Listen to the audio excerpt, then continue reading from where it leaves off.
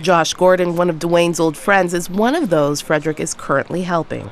I grew up on Barton Street just before Wentworth, and there's, drug addicts, hookers, just walking the street on a everyday basis, You see it all the time.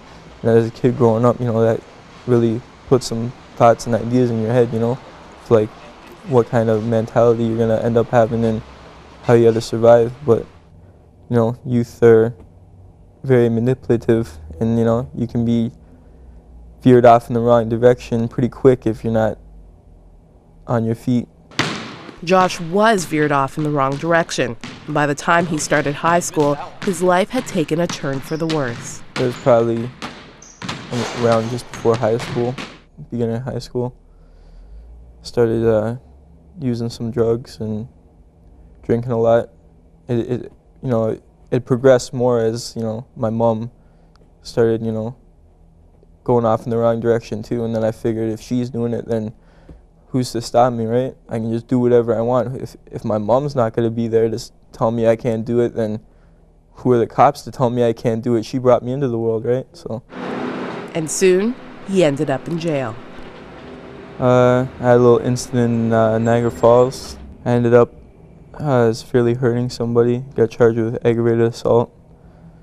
And then while I was on promise to appear, about a month before I was supposed to get sentenced for the aggravated assault, I was charged again at McNabb because I ended up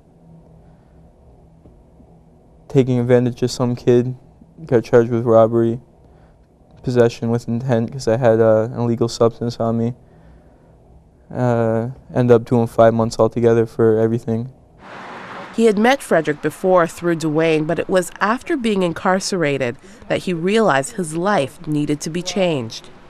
And after serving his 5-month sentence, he too got involved with Liberty for Youth and now resides with Frederick and his family. Well, at first, I wasn't that enthusiastic about it, but, Frederick's one of those guys I just can't say no to, He has that encouragement and that voice that, no matter how much, even if I did want to say no, I couldn't, Now, 4 years later and over 50 lives touched, Frederick is still reminded daily that change is a process. But when he sees the success of those like Dwayne, it keeps him going. It's definitely, I'm overwhelmed, I'm thankful, and I'm so humbled, But at the same time, it just makes me wish I was a Christian before. I wish I was a Christian long before, because I could have done so much more through Christ, and so much more could have been prevented. I'm happy, with what's happened, but I definitely know that I really want to do more. There's definitely a need to do more.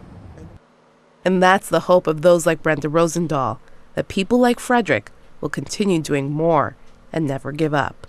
I really hope something good comes out of his death, and with Frederick and Tanya and the people like you, then my husband didn't die needlessly. Thank you. In Hamilton, Ontario, Magdalene John, 100 Huntley Street.